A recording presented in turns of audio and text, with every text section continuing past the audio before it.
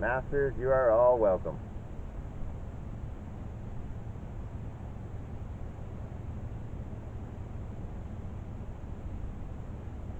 You are welcome, masters. Welcome all. I am glad to see thee well. Welcome, good friends. My old friend. Why, thy face is balanced since I saw thee last.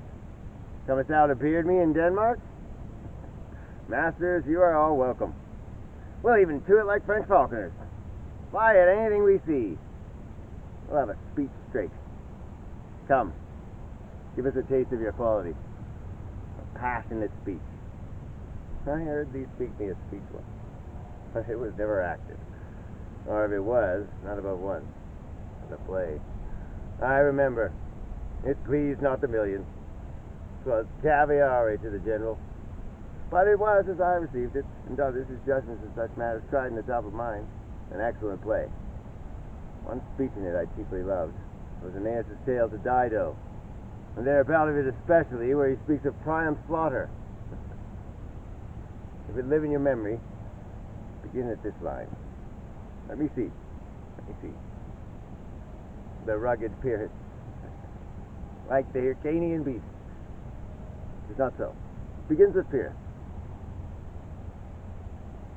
The rugged Pyrrhus, he whose sable arm, black as his purpose, did the knight resemble when he lay couched in the ominous horse.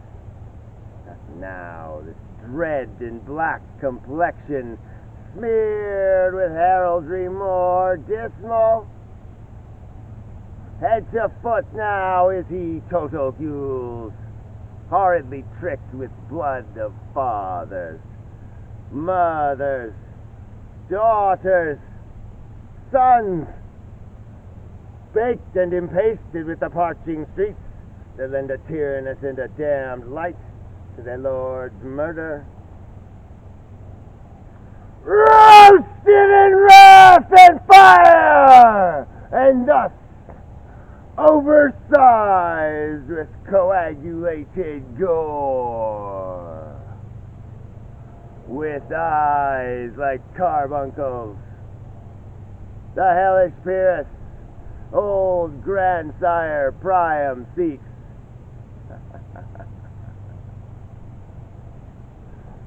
So proceed you. Anon he finds him, striking two shorted Greeks. His antique sword, rebellious to his arm, lies where it falls, repugnant to command. Unequal match, Pyrrhus at Priam drives, enraged strikes wide, but with the whip and wind of his fell sword, the unnerved father falls.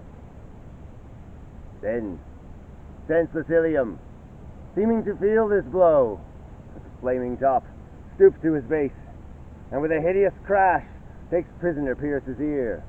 For lo, his sword, which was declining on the milky head of Reverend Priam, seemed in the air to stick. So as a painted tyrant, Pyrrhus stood, and like a neutral to his will and matter, did nothing. But, as we often see against some storm, a silence in the heavens, the rocks stand still, the bold wind speechless, and the orb below as hush as death. And on the dreadful thunder doth rend the region. So after Pyrrhus' pause aroused vengeance sets him new a work, and never did the Cyclops' hammers fall on Mars' armor, forged for proof etern, with less remorse than Pyrrhus' bleeding sword now falls on Priam. This is too long. It shall be to the barbers with your beard. Prithee, say on. Come to Hecuba. But who? Oh, who had seen the mobile queen run barefoot up and down, threatening the flames with piss and rheum? A clout upon that head where late the diadem stood, and for a robe about her lank and all over teamed loins, a blanket, and the alarm of fear caught up. Who this had seen, his tongue in venom steeped, 'gainst fortune's state would treason have pronounced. The gods themselves did see her then, when she saw Pyrrhus make malicious sport in mincing with his sword her husband's limbs. The instant burst of clamour that she made, thus things mortal moved them not at all, but it made milk the burning eyes of heaven, and passion in the gods. Out! Out! Thou strumpet fortune! All ye gods in general synod, take away her power! Break all the spokes and fillies from her wheel, and bowl the round nave down the hill of heaven, as low as to the fiends! See how he has not turned his colour, and has tears in his eyes. Really no more. 'Tis well. I'll have thee speak out the rest soon. Good my lord. See the play is well bestowed. Do you hear? Let them be well used, for they are the abstract and brief chronicles of the time. After your death, you were better have a bad epitaph than their ill report while you live. Take them in. Follow that lord. We'll have a play tomorrow night.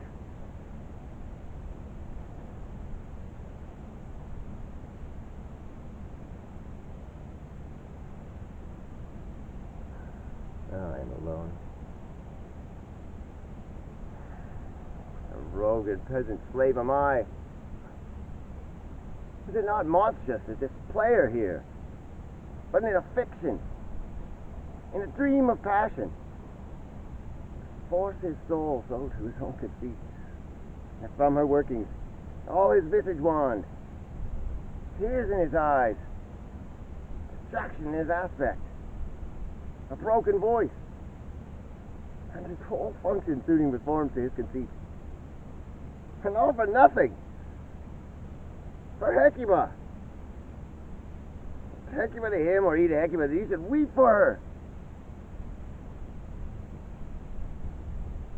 What would he do? Had he the motive and the cue for passion that I have? He would drown the stage with tears, and cleave the general ear with horrid speech. Mad the guilty, and appall the free. Found the ignorant. Amaze indeed the very faculties of eyes and ears. Yet I, dull and muddy-mettled rascal, peak like John of dreams, unpregnant on my cause, and can say nothing. For a king, upon whose property and most dear life a damned defeat was made. Am I a coward? Who calls me villain? Breaks my pate across.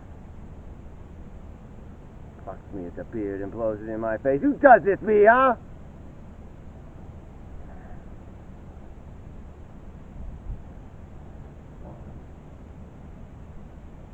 I should take it.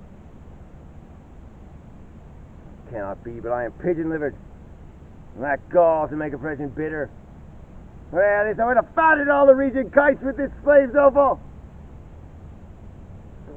You bawdy villain! Remorseless, treacherous, lecherous, kindless villain! Oh, vengeance!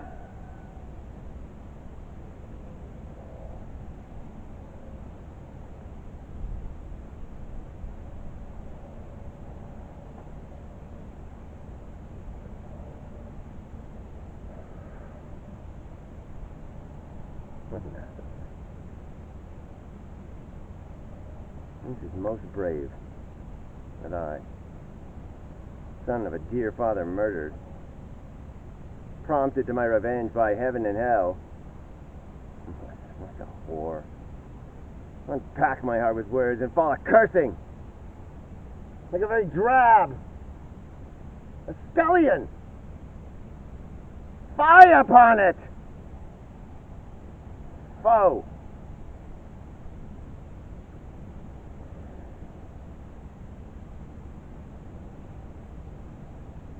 I have heard that guilty creatures sitting at a play have, by the very cunning of the scene, been struck so to the soul that presently they have proclaimed their malefactor. For murder, I would have no tongue. I speak with most miraculous organs. I'll have these players play something like the murder of my father before mine uncle. I'll observe his looks. I'll tent him to the quick. If he but blench, I know my course.